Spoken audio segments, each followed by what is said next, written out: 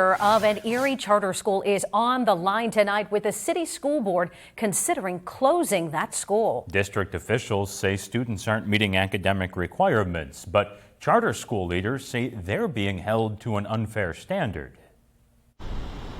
For more than a decade, Erie Rise Leadership Academy Charter School has educated local students.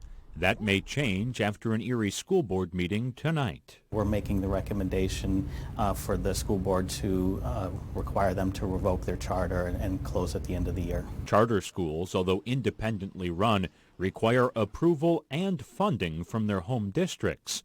Erie public school leaders, pointing to state testing data, say Erie Rise is failing its students. We've given them a number of opportunities to really move those scores and improve student achievement, and they really haven't done so. And at this point, they haven't even articulated a plan to move those scores. It's not the first time the charter school has faced criticism, narrowly escaping a closure in 2019 during a contentious school board meeting.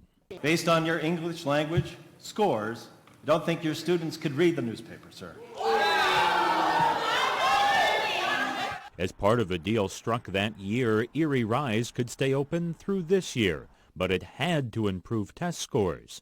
Instead, those scores dropped.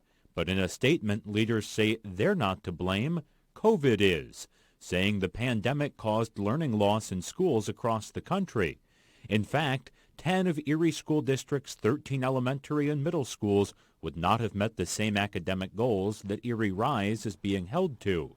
District leaders concede that COVID-19 affected scores, but they say Erie Rise students slipped more than other local students. COVID really hit all of us with our test scores, and not only did we look at the achievement results that they said that they would meet, but we also looked at how they fared compared to us during that time period. And they really haven't closed that achievement gap. A contentious, critical issue with the fate of more than 200 students on the line.